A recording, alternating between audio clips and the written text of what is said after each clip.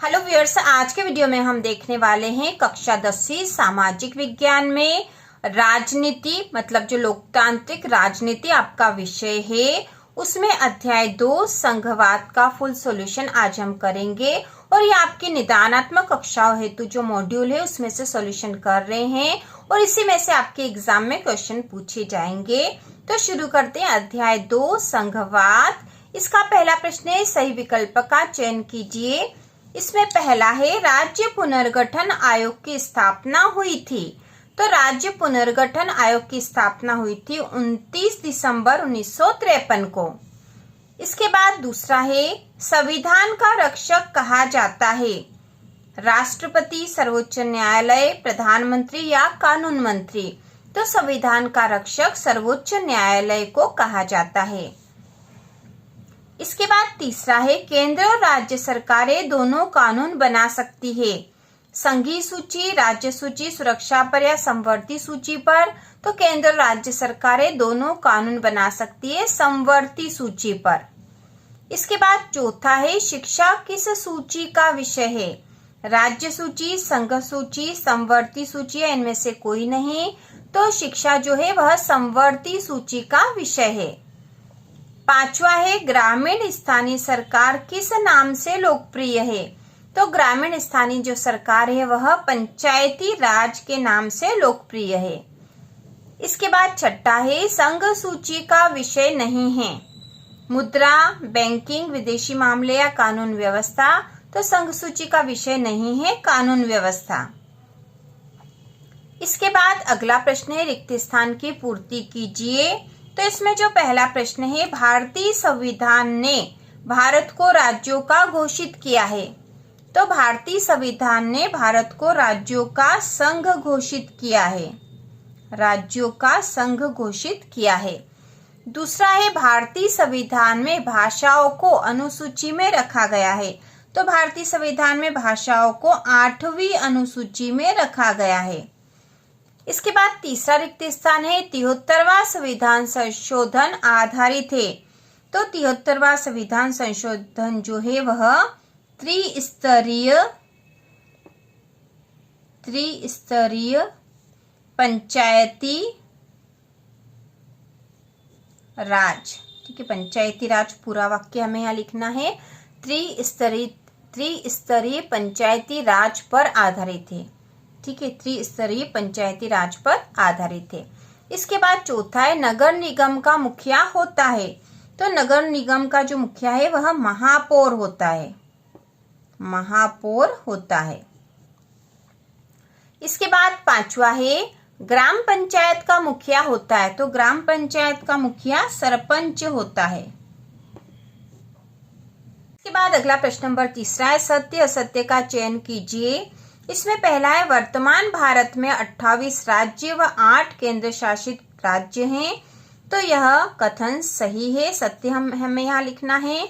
दूसरा है, समवर्ती सूची में 97 विषय हैं। तो यह कथन असत्य है, ठीक है, यह असत्य है क्योंकि समवर्ती सूची में 52 विषय हैं। तीसरा है, ग्राम पंचायत का मुखिया पंच होता है। तो यह कथन भी असत्य है क्योंकि ग्राम पंचायत का मुखिया सरपंच होता है। चौथा है, संविधान का रक्षक कार्यपालिका है। तो यह कथन भी असत्य है क्योंकि संविधान का रक्षक न्यायपालिका होती है। इसके बाद पांचवा है, भारत देश 1950 में स्वतंत्र हुआ। तो यह कथन भी असत्य है क्योंकि भारत देश जो है 1947 में आजाद हुआ था। इसके बाद अगला है, पंचायतों का कामकाज ग्राम सभा की देखरेख में चलता है। तो यह कथन सत्य है। और अगला है, संविधान के मौलिक प्रावधानों को किसी एक स्तर की सरकार अकेले बदल सकती है। तो यह कथन असत्य क्योंकि ऐसा नहीं हो सकता है, ठीक है। तो इस प्रकार हमें यहाँ पे सत्य और असत्य लिखना है। तो यहाँ पे भी हम सत्य लिख देते हैं।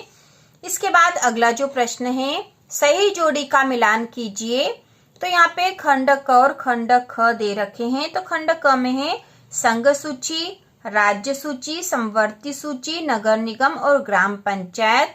खंड ख में है शिक्षा, संचार, कृषि, सरपंच और महापौर। तो सबसे पहले संघ सूची और संघ सूची से संबंधित है संचार, यह विषय जो है संघ सूची में है। दूसरा है राज्य सूची, तो इसकी जोड़ी बनेगी कृषि से, क्योंकि कृषि राज्य सूची के अंतर्गत आती है। तीसरा है समवर्ती सूची, इसकी जोड़ी बनेगी शिक्षा से, क्योंकि समवर्ती सूची में आती है शिक्षा। इसके बाद चौथा है नगर निगम, तो नगर निगम का जो मुख्य होता है उसे महापौर कहा जाता है, तो चौथे की जोड़ी यहाँ बनेगी। और 5वें नंबर पे ग्राम पंचायत, तो ग्राम पंचायत का मुखिया सरपंच होता है, तो 5वीं की जोड़ी यहाँ बनेगी। इसके बाद अगला प्रश्न है, एक वाक्य में उत्तर दीजिए। इसमें जो पहला प्रश्न है, ऐसा दायरा जिस पर किसी का वैधानिक अधिकार हो यह कहलाता है। ऐसा दायरा जिस पर किसी का वैधानिक अधिकार हो यह दायरा कहलाता है, तो यह दायरा कहलाता है क्षेत्राधिकार। क्षेत्राधिकार। इसके बाद दूसरा, स्थानीय शासन वाली कौन कौन सी संस्थाएं शहरों में काम करती है। तो शहरों में जो जो स्थानीय शासन वाली संस्थाएं काम करती है उसमें है नगर निगम,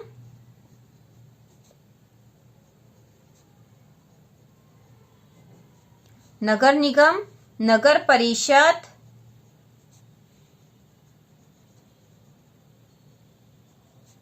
और नगर पंचायत, जो कि छोटे शहरों में काम करती है। तो इस प्रकार से यहाँ पर इसके उत्तर आएगा यह। तीसरा है, एकात्मक शासन व्यवस्था किसे कहते हैं। तो इसका उत्तर है ऐसी व्यवस्था जिसमें शासन का एक ही स्तर हो।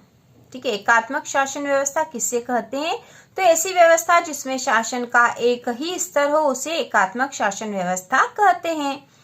चौथा है, पार्टियां सत्ता के लिए आपस में क्या करती है। तो पार्टियां सत्ता के लिए आपस में गठबंधन करती है, गठबंधन करती है। इसके बाद जो 5वां प्रश्न है वह है संघवाद क्या है। तो इसका उत्तर है संघवाद सरकार की एक प्रणाली है जिसमें सत्ता एक केंद्रीय प्राधिकरण और देश की विभिन्न इकाइयों के बीच विभाजित होती है। संघवाद सरकार की एक प्रणाली है जिसमें सत्ता एक केंद्रीय प्राधिकरण और देश की विभिन्न इकाइयों के बीच विभाजित होती है। इसके बाद छठा क्वेश्चन है, वह स्थान जहां भारत ने अपने परमाणु परीक्षण किए। तो वह स्थान है पोखरण, जो कि राजस्थान में है। इसके बाद अगला है, गांव के स्तर पर मौजूद स्थानीय शासन व्यवस्था को किस नाम से जाना जाता है। तो इस प्रकार की जो व्यवस्था है उसे पंचायती राज के नाम से जाना जाता है। पंचायती राज, गांव के स्तर पर मौजूद स्थानीय शासन व्यवस्था को पंचायती राज के नाम से जाना जाता है।